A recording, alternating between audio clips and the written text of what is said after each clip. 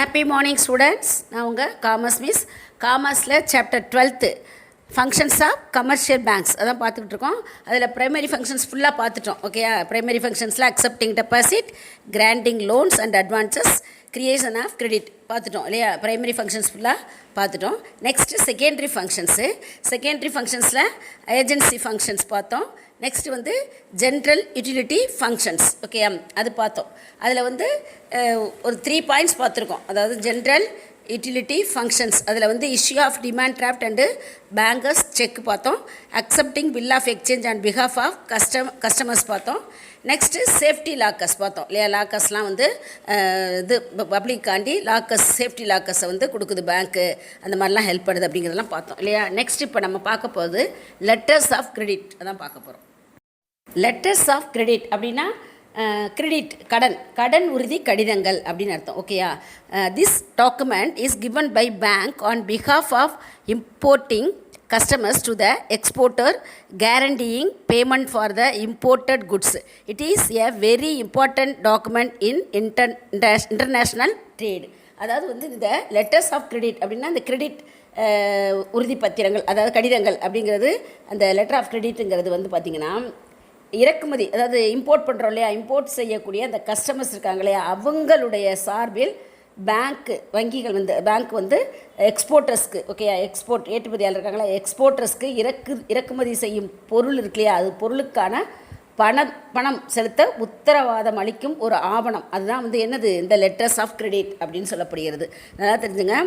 அதாவது இந்த letters of credit அப்படிங்கிறது இம்போர்ட் செய்கின்ற கஸ்டமர்ஸ் இருக்காங்களே, பொருட்களை இம்போர்ட் பண்ண இறக்குமதி பண்ணுறோம் இல்லையா, அவங்க சார்பாக பேங்க்ஸ் வந்து அந்த ஏற்றுமதியாளர்களுக்கு, அந்த இம்போர்ட் பண்ணுறதுக்காக அங்கேருந்து ஏற்றுமதி பண்ணாங்களே, அந்த ஏற்றுமதியாளருக்கு நம்ம இறக்குமதி பண்ணுறவருடைய அந்த பொருள், இறக்குமதி செய்யக்கூடிய அந்த பொருளுக்கான பணத்தை செலுத்தக்கூடிய ஒரு உத்தரவாதம், அதாவது ஒரு இது ப்ராமிஸ் மாதிரி கொடுக்கக்கூடிய ஒரு டாக்குமெண்ட். அந்த டாக்குமெண்ட்டுக்கு பேர் தான் லெட்டர்ஸ் ஆஃப் கிரெடிட் அப்படின்னு சொல்லப்படுகிறது. ஓகே, இது இன்டர்நேஷ்னல் ட்ரேடு, அதாவது பன்னாட்டு இன்டர்நேஷ்னல் ட்ரேடில் தான் இது ஒரு முக்கியமான டாக்குமெண்ட்டாக பயன்படுத்தப்படுகிறது அப்படின்னு சொல்ல. அதாவது it is a very important document in international ட்ரேடில் பயன்படுத்தக்கூடிய ஒரு முக்கியமான டாக்குமெண்ட் தான் இந்த லெட்டர்ஸ் ஆஃப் கிரெடிட் அப்படின்னு சொல்லப்படுகிறது. ஓகேயா, நெக்ஸ்ட்டு பார்த்தீங்கன்னா இந்த செகண்டரி ஃபங்க்ஷன்ஸில் ட்ராவலர்ஸ் செக்ஸ். ஓகேயா, ட்ராவலர்ஸ் செக்ஸ்னால் அது நம்ம தெரியும், ட்ராவல்காண்டி யூஸ் பண்ணக்கூடிய செக்ஸ், இந்த பயணிகள் ட்ராவல் பண்ணுறோம்லே அவங்க யூஸ் பண்ணக்கூடிய செக்கு தான் வந்து இந்த ட்ராவலர் செக் அப்படின்னு சொல்லப்படுகிறது.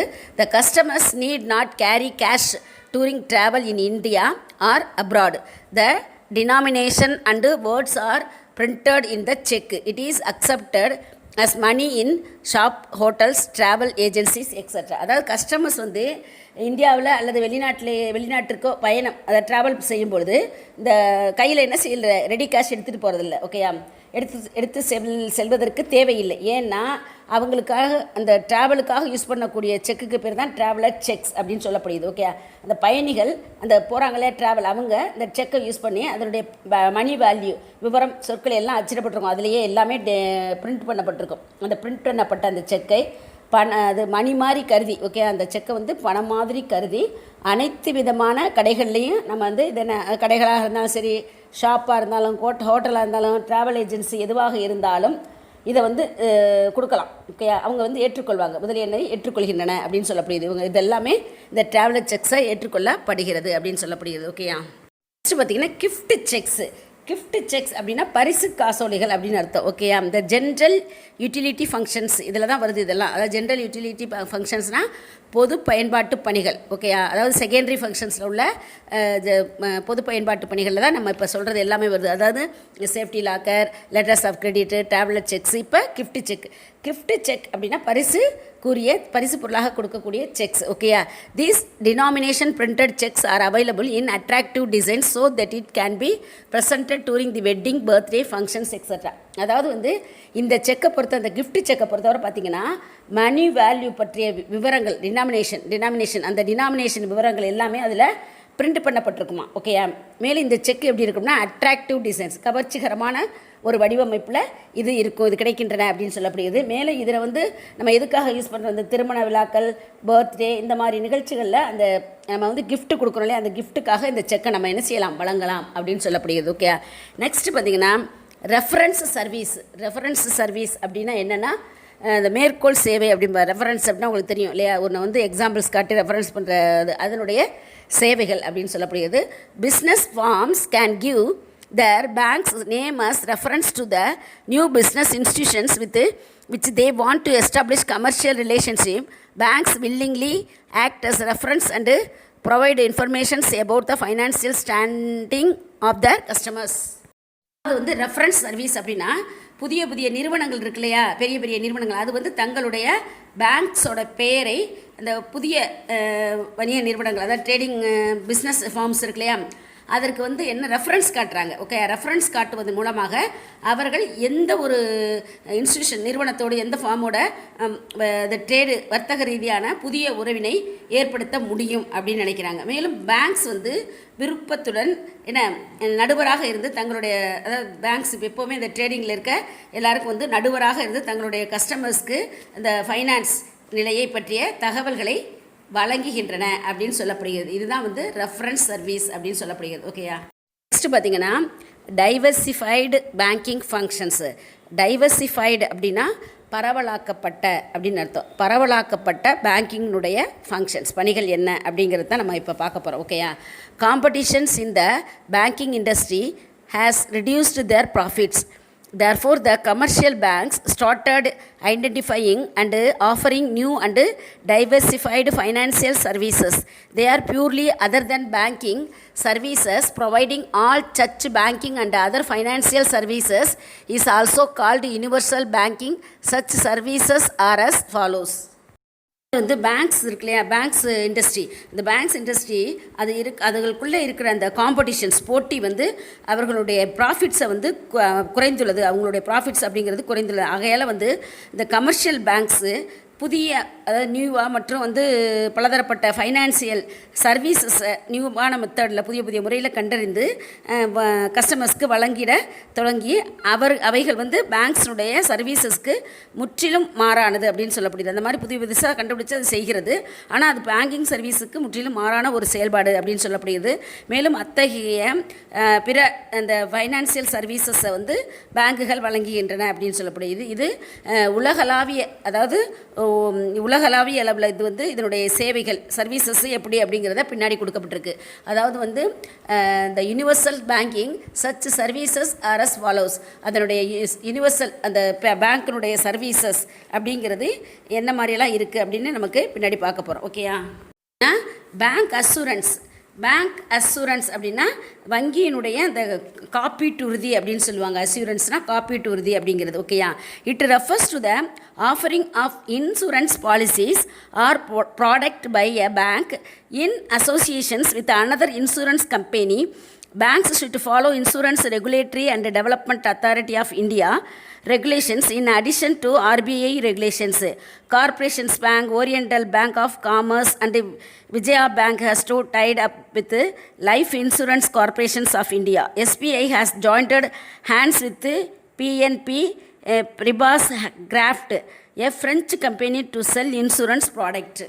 இந்த பேங்க் அசூரன்ஸ் அப்படிங்கிறது இது, அதாவது இன்சூரன்ஸ் பாலிசி அல்லது ப்ராடக்ட் இருக்கு இல்லையா, ப்ராடக்டை ஒரு பேங்க் வந்து மற்றொரு இன்சூரன்ஸ் நிறுவனத்துடன் இணைத்து வழங்குவதை குறிக்கக்கூடியதற்கு தான் என்னென்னு பேர் பேங்க் அசூரன்ஸ் அப்படின்னு பேர். ஓகேயா, நெக்ஸ்ட் பார்த்திங்கன்னா பேங்க்ஸ் வந்து இந்த இந்தியன், அதாவது இப்போ சொன்னேன் இல்லையா உங்களுக்கு, Indian insurance regulatory and development authority of India, அந்த அதைப்படி, அதாவது IRDA அப்படிங்கிற அந்த, அதாவது வங்கி பேங்க்ஸ் வந்து இந்திய காப்பீட்டு ஒழுங்குமுறை மற்றும் மேம்பாட்டு ஆணையம், அதான் IRDA, இதனுடைய ப்ரொசீஜர்ஸ் அந்த விதிகளுடன் RBI வந்து ரிசர்வ் பேங்க் ஆஃப் இந்தியா வந்து அந்த விதியையும் கட்டாயம் பின்பற்ற வேண்டும் அப்படின்னு சொல்லியிருக்கு. ஓகேயா, கட்டாயம் அந்த RBI ரிசர்வ் வங்கியினுடைய விதிகளையும் கட்டாயம் பின்பற்ற வேண்டும்.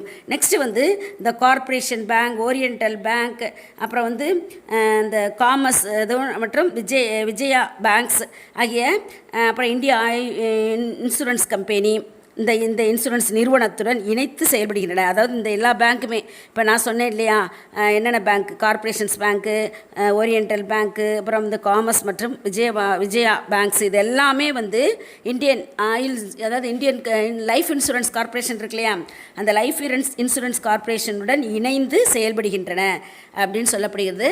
நெக்ஸ்ட் வந்து பாரத் ஸ்டேட் பேங்க்கும் பிஎஸ்பி, அதாவது பாரிஸ் கார்ட்டிங் என்ன அப்படிங்கிற ஒரு ஃப்ரெஞ்சு நிறுவனத்துடன் இணைந்து இந்த இன்சூரன்ஸ் சர்வீசஸை வழங்குகிறது அப்படின்னு சொல்கிறது. அதாவது எஸ்பிஐ, நம்ம எஸ்பிஐ வந்து ஜாயிண்டட் ஹேண்ட்ஸ் டு பிஎன்பி, அதாவது ப்ரிப்பாஸ் கிராஃப்ட், அதாவது ஒரு ஃப்ரெஞ்சு கம்பெனி, அந்த கம்பெனியோடு இணைந்து இந்த இன்சூரன்ஸ் சர்வீசஸை வழங்குகிறது அப்படின்னு சொல்லப்படுகிறது. ஓகேயா? பார்த்தீங்கன்னா மெர்ச்சன்ட் பேங்கிங்னா பெரிய பெரிய பிஸ்னஸ்மேன் இருக்காங்க இல்லையா, அவங்களுடைய பேங்கிங் அப்படின்னு சொல்லப்படுகிறது. Okay, merchant bank do not provide regular banking services. A commercial bank or its subsidiary merchant bank may offer services like project counseling, underwriting, etc. Required for starting a company, it is called merchant banking. They are mostly stock market related services. Merchant banks are controlled by Stock Exchange Board of India regulations also. பெரிய businessman இருக்காங்க இல்லையா, அவங்க வந்து இந்த பேங்க்கில் வந்து என்ன செஞ்சுருக்குது, deposit பண்ணுறது. ஓகேயா? அது ரொம்ப ரொம்ப முக்கியம். அந்த பேங்க், பெரிய பெரிய பேங்கிங் அந்த மெர்ச்சன்ட்ஸ், வியாபாரிகள் இருக்காங்க இல்லையா, அவங்கெல்லாம் என்ன செய்கிறாங்கன்னா அந்த பேங்க்கில் வந்து இது டெபாசிட், அதாவது வைப்பு பெறுதல் மற்றும் இந்த கடன் வழங்குதல் போன்ற இந்த வழக்கமான அந்த பேங்கிங்களுடைய சர்வீசஸ் வழங்குவதில்லை. ஓகேயா? ஏன்னா ஒரு கமர்ஷியல் பேங்க் அல்லது அதன் துணை பேங்க், அதாவது சப்சிடரி, இது என்னன்னு சொல்லலாம், ஆமாம், சப்சிடரி பேங்க், துணை வங்கிகள் அப்படின்னு சொல்லலாம். அந்த பேங்க்லாம் திட்ட ஆலோசனை மற்றும் அதாவது எப்படியெல்லாம் பிளானிங்குரிய ஆலோசனை வழங்குதல், மேலும் வந்து இன்சூரன்ஸ் அது வந்து அளித்தல் போன்ற ஒரு நிறுவனம் தொடங்குவதற்கு தேவையான அனைத்து விதமான சர்வீசஸையும் வழங்குகின்றது அப்படின்னு சொல்கிறாங்க. அதாவது பெரிய பெரிய மெர்ச்சன்ட் வணிகர்களுக்காக பேங்க் வந்து, கமர்ஷியல் பேங்க்ஸ்லாம் இந்த மாதிரி ஆலோசனைகள் வழங்குகிறது. மேலும் பெரிய பெரிய பிஸ்னஸ் இது பேங்க் மெர்ச்சன்ட்ஸ் இருக்காங்களே, பிஸ்னஸ்மேன், அவங்க வந்து அந்த பேங்க், அதாவது அவங்க வந்து பொதுவாக அவங்கள வந்து என்னென்னா வணிகர் வங்கி அப்படின்னு அழைக்கலாம், அதாவது பிஸ்னஸ் பேங்க் அப்படின்னு அழைக்கலாம் அப்படின்னு சொல்லப்படுகிறது. ஓகேயா? நெக்ஸ்ட் பார்த்திங்கன்னா அவங்க பெரும்பாலும் பார்த்திங்கன்னா இந்த ஷேர் மார்க்கெட் சர்வீசஸுடன் தொடர்புடையவராகவும், மேலும் வந்து நம்ம இந்தியாவுடைய அந்த செக்யூரிட்டிஸ் இருக்குயா, அந்த செக்யூரிட்டிஸுடைய மாற்றங்களினுடைய அந்த வாரியம் அப்படின்னு சொல்லுவாங்க. அதான் நமக்கு செபி இருக்கு இல்லையா, செபினா உங்களுக்கு stock exchange board of India, அதாவது இந்த ஸ்டாக் பெரிய பெரிய கம்பெனிகள்லாம் ஷேர்ஸ் இஷ்யூ பண்ணுது இல்லையா, அதெல்லாம் கண்ட்ரோல் பண்ணி அது எப்படியெல்லாம் ப்ரொசீஜர்ஸ் இருக்கோ அதையெல்லாம் ஃபாலோ பண்ண வைக்கக்கூடிய ஒரு அமைப்பு தான் வந்து இந்த செபி அப்படிங்கிறது. ஓகேயா? அந்த செபி வந்து என்ன செய்யுதுன்னா அந்த ஷேர்ஸ் இருக்கு இல்லையா, அந்த ஷேர்ஸ்லாம் என்ன செய்யுதுன்னா கண்ட்ரோல் பண்ணுது. ஓகேயா? அது வந்து எப்படி இருக்கணும், இந்த பெரிய பெரிய பிஸ்னஸ்மேன் வந்து வெளியிடுகின்ற இந்த ஷேர்ஸ்லாம் என்ன அப்படி பேங்க் வந்து என்ன செஞ்சுக்கிறது, கட்டுப்படுத்துகிறது அப்படின்னு சொல்லப்படுகிறது. ஓகேயா? இதுதான் மெர்ச்சன்ட் பேங்கிங் அப்படின்னு சொல்லப்படுகிறது. Thank you students. இதனோட கண்டினியூஸாக நெக்ஸ்ட் கிளாஸில் பார்ப்போம், நெக்ஸ்ட் வீடியோவில்.